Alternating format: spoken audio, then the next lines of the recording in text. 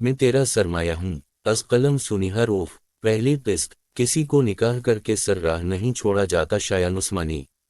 वो अक्सर तन्हाई में ये सोचा करती थी। वो आज वापस आई थी वहाँ 7 सालों बाद, और अब की बार दिल खून के आंसू रो रहा था।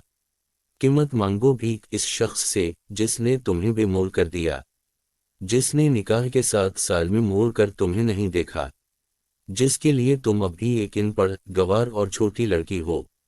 किससे मिलना है आपको?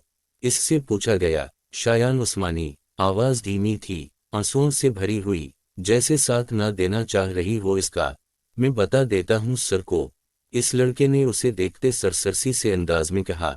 लेकिन उसे बिठाया गया था। इंतजार। हाँ, वो शख्स हमेशा से उसे इंतजार ही तो करवाता आया था। आ जाईं। वो थके कदमों से उठी। इसे लगा नहीं था कि 7 सालों बाद वो वहीं आ जाएगी जहां ना आने की कसम खाई थी उसने। वो अंदर दाखिल हुई, जहां वो किसी लड़की के बेहद करीब बैठा बातें कर रहा था।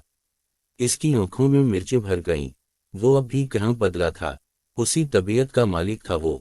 इसने निकाब को दुरुस्त करते अंदर कदम रखा। जी कौन? वो उसकी तरफ देखकर बोला। सेक्रेटरी कब का जा चुका था, अब सिर्फ वो लड़की और वो शख्स था सामने। इसके लबों पर तल्ख सी मुस्कुराहट छा गई। फिर आंखें झुकाते अपना निकाब उतारा और भारी होती पलकों से उसे देखा। शायद नाम से भी वो उसे ना पहचानता, उसी लिए चेहरे से निकाब हटा दिया। कौनीन खावर ने उसे देखा, जो अब अपनी जगह से खड़ा होता उसके करीब आया था। फौरन। तुम्हें अंदर किसने आने दिया? वो धाड़ा तो उसका दिल सहम गया। इस जगह पर मेरा भी इतना हक है जितना आपका। वो धीमे से बोली और निकाब दोबारा कर लिया। वो लड़की उठकर चली गई। अब वो दोनों रह गए थे। हा हा हा हा। 7 सालों में हिम्मत आ गई है तुम में। कौनीन खावर मानना पड़ेगा, लेकिन हिम्मत भी ना करना यहाँ घुसने की। ये मेरे बाप दादा की बनाई जगह है, जिसमें हिस्सादार मेरा बाप भी है। वो चीख पड़ी। इतना फर्क क्यों भाइयों में? सिर्फ इसलिए कि इन्होंने खानदान की रिवायत को तोड़ते अपनी पसंद की शादी की थी, जिसकी वजह से मेरी आनी तड़पी हो सालों। उस शख्स का तो मैं नाम सुनना पसंद ना करूं, कजा के उसे सामने देखना। वो हनकारा भर गया। इसे लगा नहीं था कि सामने मौजूद वो छटानक भर की लड़की एक रोज इसके सामने मौजूद इससे अपना हक तलब करेगी। ज्यादा नहीं, बस मुझे मेरे बाप का हिस्सा चाहिए। ये कहते इसका दिल किया कि जमीन फटे और वो इसमें जा समाए। क्या कहा? फिर से कहना जरा। वो थोड़ा करीब हुआ तो वो फौरन से पीछे हुई, जिस पर शायान ने आबरू चुकाई, जैसे कह रहा हो इतनी तुम पाकीज़ा। मेरे बाप का हक। वो जायदाद से और हर रिश्ते से उसी दिन आका कर दिया गया था, जिस दिन उसने हमारे खानदान की रिवायत का पास न रखा था। कौनीन मीडियम। इसका इस जगह पर हिस्सा तो किया, फूटी कौड़ी तक नहीं है। निकलो और यहाँ का रास्ता दोबारा कभी मत देखना। निकलो। इसकी धाड़ पर वो पांव तक कांप गई शायान। वो लरजते हुए बोली। आंसू चेहरा भगोने लगे। निकाब अब गीला होने लगा था। हमारे दरमियान रिश्ते का वास्ता आपको।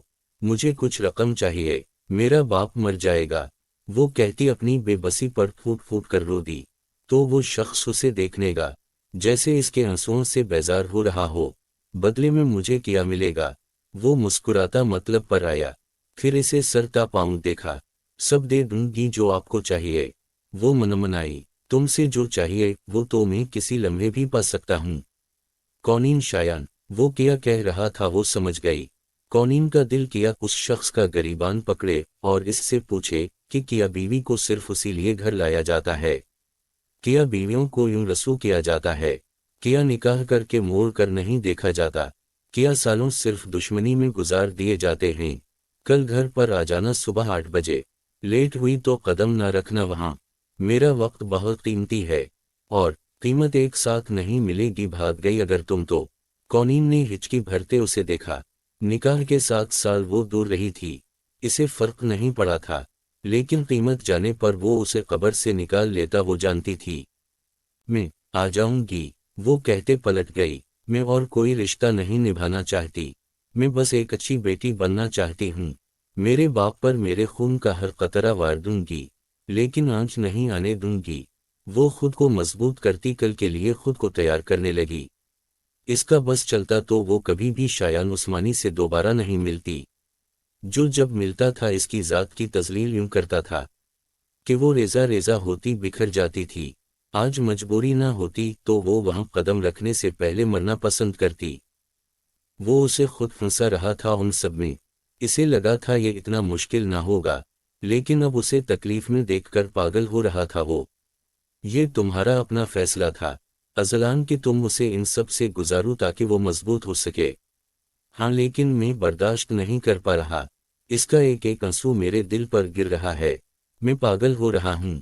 وہ رو رہی ہے اور وجہ میں ہوں، لیکن اسے ان سب سے تم نے نکالنا ہے۔ اپنے ماں باپ کے بعد وہ جس طرح ڈرپوک بن گئی ہے کہ لوگوں سے دور بھاگتی ہے، ایسا نہیں چلے گا نہ ہمیشہ۔ اس کا سب تو ہے تو ہی اسے ان سب سے نکال سکتا ہے۔ میں جانتا ہوں، اسی لیے اسے ان سب سے نکال رہا ہوں۔ وہ اندھیرے میں 2-4 بار بے ہوش ہوئی ہے، نہ جانے کتنے زخم اس نے خود کو دیے ہیں۔ مجھے اپنی جان جاتی محسوس ہوتی ہے جب وہ یہ سب کرتی ہے۔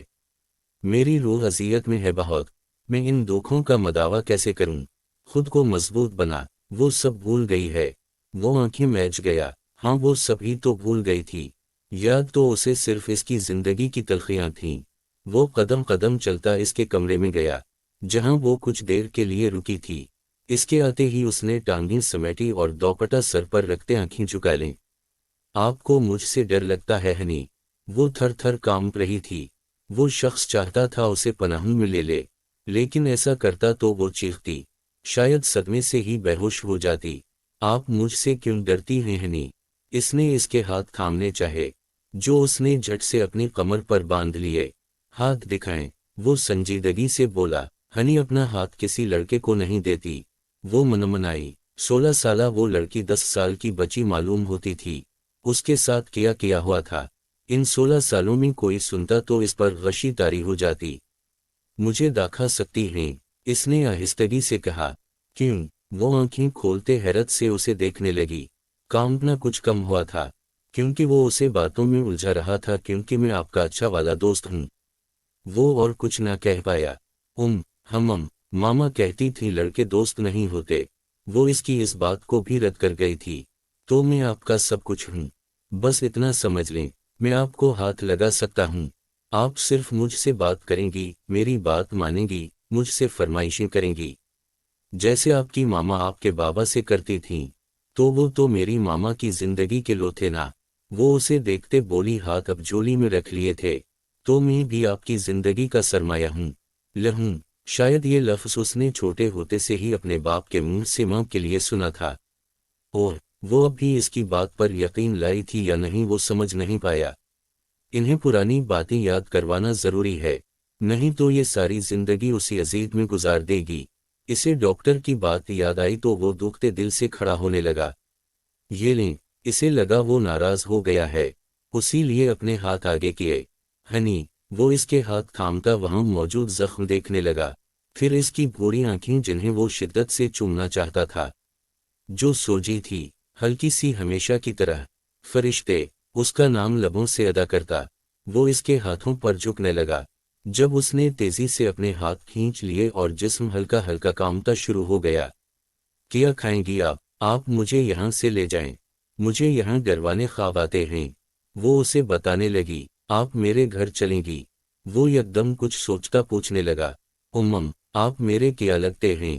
اس کے اس سوال پر وہ اسے بہت سے جوابات دینا چاہتا تھا، لیکن خاموش ہو گیا۔